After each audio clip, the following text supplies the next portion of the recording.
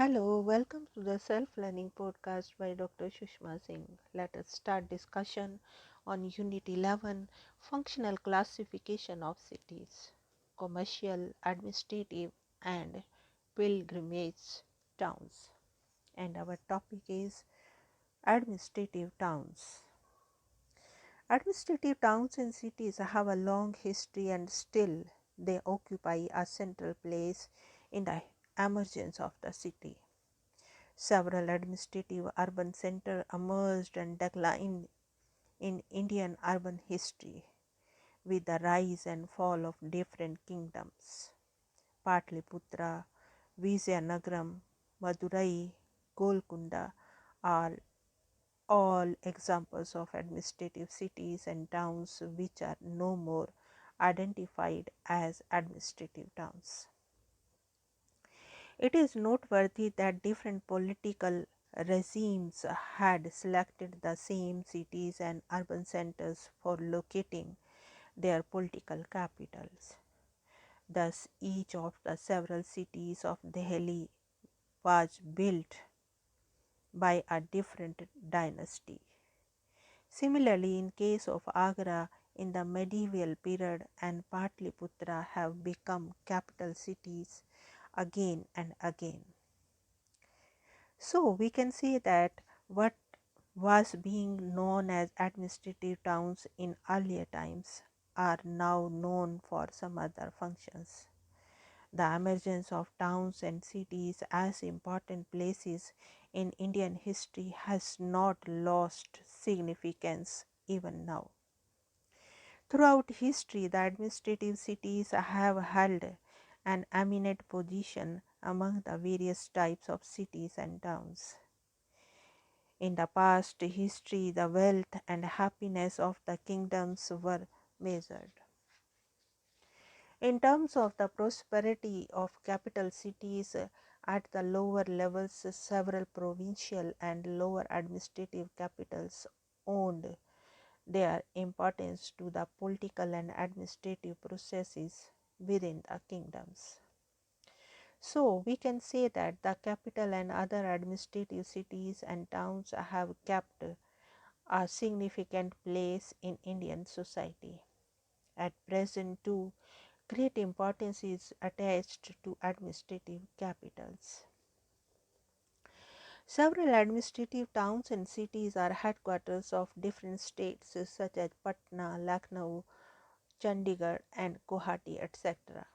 Administrative towns not only include state capitals but also other cities and towns which perform other important administrative and public functions. The colonial rulers established a series of cities which served as administrative centers for them. There were also many small kingdoms at that time whose capitals vary from small to big urban administrative towns and cities. We have the sources to establish the fact that at that point of time Banaras, Pune and Ahmedabad were medium-sized towns, whereas Mysore, Udaipur, Jaipur, Bikaner, etc. were small towns. Throughout history, it was the administrative towns and cities which have flourished and dominated the urban scene in terms of their numbers and population. During British rule over India, the administrative factor played an important role in the process of urbanization. The provincial capitals, the district headquarters and the tehsil towns grew in importance and overshadowed the earlier urban centers. The administrative towns and cities began to acquire a new urban form in the presence of the civil lines and cantonments.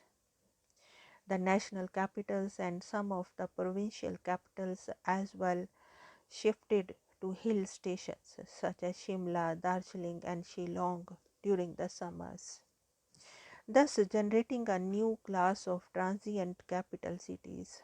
After independence, the administrative aspects of urbanization and the growth of the cities and towns is seen in the emergence of new state capitals like Chandigarh, Bhubaneswar, and Gandhinagar. The number of states in India has increased, and the political process in India could well bring about further division of the larger states on administrative and political grounds. Naturally, it increased the number of administrative cities and administrative towns in the country. This paved the way for the emergence of new state capitals and the related urban paraphernalia. At a lower level, there has been a constant increase in the tehsil and district headquarters, which is fast growing in the post independent era. Thus, we can see a close relation between administrative cities and origin and growth of other types of cities. While we have seen that the commercial and industrial cities also flourished during the earlier period, but primarily the commercial activities were present due to the administrative character of these cities and towns. We have already mentioned about that during the colonial phase, the administrative reasons and factors have played an important role in the emergence of various capital cities in India.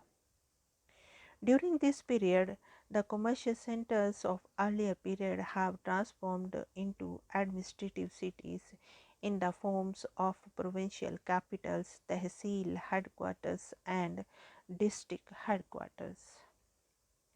The administrative towns and capitals began to acquire a new urban form in the form of civil lines and cantonments. Now let us wind up the session and take rest. Thank you very much for engaging yourself with the self-learning podcast.